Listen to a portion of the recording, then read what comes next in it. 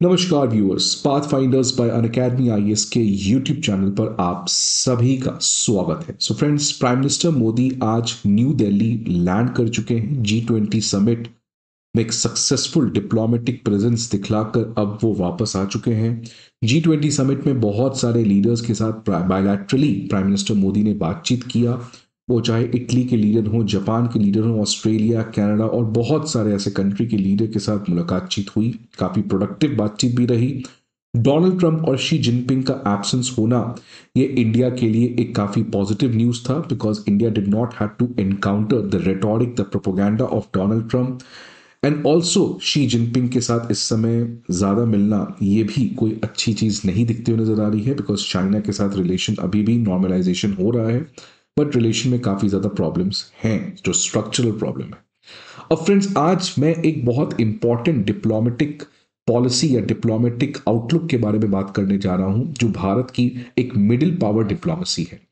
हमेशा से हम लोग इंटरनेशनल रिलेशन को ग्रेट पावर के लेंस से देखते हैं, great power in the sense Russia, US, China.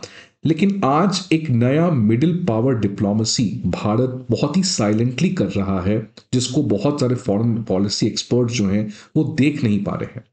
एक तरफ इंडिया का यूएस के साथ रिलेशन आपको पता है काफी टर्बुलेंट रहा इस साल। चाइना का एग्रेशन तो पूरे वर्ल्ड को आज पता है। तो एक नया नॉन अलाइनमेंट मूवमेंट आप कह लो, but in a very different form एक इमर्ज कर रहा है, जिसमें इंडिया वापस से एक सेम रोल प्ले कर रहा है जो उस जमाने में नॉन अलाइनमेंट के अंदर रोल प्ले करता था। बट उस नॉन अलाइनमेंट में India was trying to be the voice of the global south, but इस नए नॉन अलाइनमेंट में जहां पर यूएस की अनसर्टेनिटी, अनप्रेडिक्टेबिलिटी और शी जिनपिंग्स राइजिंग एग्रेसिवनेस, एक नया non alignment away from the great power politics emerge कर रहा है। और इसमें जो पार्टिसिपेंट्स हैं वो हैं मिडिल पावर्स। और आज मैं क्यों इसके बारे में बात करने जा रहा हूं, ये इसीलिए बात करने जा रहा हूं बिकॉज इंडिया के जो लीडर हैं प्राइम मिनिस्टर मोदी, इन्होंने मुलाकात किया है जापान के प्राइम मिनिस्टर सनाई तकाइची से, ऑस्ट्रेलिया के लीडर के साथ और आसियान के लीडर्स के साथ। और इन तीनों डॉट्स को अगर आप कनेक्ट करेंगे तो यही चीज को समझ पाएंगे जो मैं कहना चाह रहा हूं। तो सबसे पहले मैं आज बात करता हूं इंडिया और जापान के बारे में। तो देखिए, इंडिया के और जापान के बीच में ये पहली मुलाकात हुई है जब जापान की नई और फर्स्ट वुमेन प्राइम मिनिस्टर सनाई तकाइची जो है वो पावर में आई हैं। काफ़ी out of the box leader हैं, काफ़ी एग्रेसिव लीडर हैं। डोनाल्ड ट्रंप के साथ इन्होंने रिसेंटली मुलाकात भी किया था और चाइना के साथ बैक ऑफ करने को तैयार बिल्कुल भी नहीं दिखते नजर आ रही हैं। नरेंद्र मोदी जी ने सोशल मीडिया पर जाकर ट्वीट किया और कहा कि इंडिया जापान आने वाले समय में अपने बायलैटरल कोऑपरेशन को इनोवेशन, डिफेंस, टैलेंट, मोबिलिटी और काफ़ी और भी चीज़ों में काफ़ी प्रोग्रेसिवली बढ़ाने जा रहा है। ये दोनों लीडर्स ने वापस से रीअफर्म किया इंडिया जापान की special strategic and global partnership which is based on civilizational connect, shared values, mutual goodwill and commitment to a free and open Indo-Pacific। मतलब इन शॉर्ट अगर मैं बात करूं तो ये रिलेशन में काफी एक पॉजिटिव मीटिंग देखने को मिला है। आने वाले समय में रिलेशन और भी काफी सिग्निफिकेंटली बढ़ेगा। अब क्यों ये मीटिंग बहुत ही इंपॉर्टेंट थी, सिग्निफिकेंट थी? Because of the timing. ये न्यूज देख सकते हैं 24 नवंबर का आता है। चाइना वापस से जापान को धमकी देता है कि Japan has cross the red line, क्योंकि जापान की जो लीडर है सनाई तकाइची, उन्होंने रिसेंटली जापान के पार्लियामेंट में कहा था कि अगर चाइना ताइवान के ऊपर अटैक करता है तो जापान ताइवान की मदद में डायरेक्टली आएगा। उसकी वजह से चाइना और जापान की रिलेशन आज अपने लोएस्ट लेवल पे है और बार बार चाइना की तरफ से धमकी आ रहा है जापान को लेकर। और इसी कॉन्टेक्स्ट में प्राइम मिनिस्टर मोदी का सनाई तकाइची के साथ मिलना, डिफेंस के ऊपर बातचीत करना, ये क्लियर कट बताता है कि कैसे एक मिडिल पावर बैलेंसिंग किया जा रहा है चाइना का। दूसरी तरफ और भी काफी पॉजिटिव खबर इंडिया जापान के बीच में देखने को मिला। वापस से एक डिफेंस टेक पार्टनरशिप 2026 में लॉन्च किया जाएगा, उसके ऊपर भी समझौता हुआ, जहां drone, cyber security and artificial intelligence के ऊपर बातचीत हो रही है। हरदीप सिंह पुरी जी का एक सोशल मीडिया पे ट्वीट भी आया कि भारत और जापान कैसे इकोनॉमिक जायंट्स आने वाले समय में एक साथ मिलकर दुनिया में कुछ बदलाव करेंगे, इनोवेशन करेंगे, मैन्युफैक्चरिंग करेंगे। और साथ ही साथ दोनों कंट्री ने वापस से रीअफर्म किया इकोनॉमिक पार्टनरशिप में, जो आपको पता है ऑलरेडी इस साल India Japan joint vision for the next decade हमारा रेडी हो चुका है। 2022 से 26 में जापान ने ये कहा था, कमिट किया था कि वो 5 ट्रिलियन जापानीज येन इन्वेस्ट करेगा इंडिया में, जिसको अब टारगेट बढ़ाकर 10 ट्रिलियन जापानीज येन पे कर चुका है, which is around $68 billion.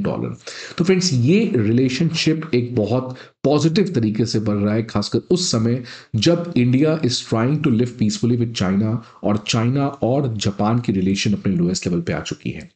Second middle power Australia.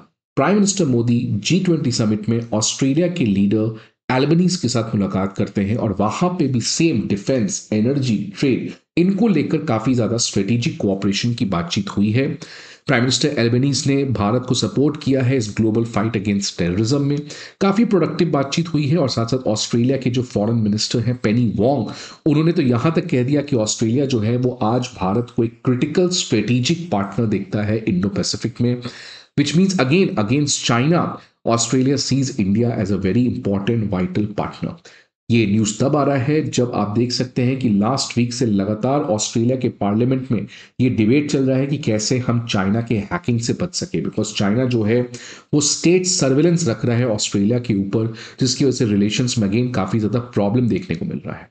तो अगेन इस कॉन्टेक्स्ट में ऑस्ट्रेलिया भारत का बातचीत करना।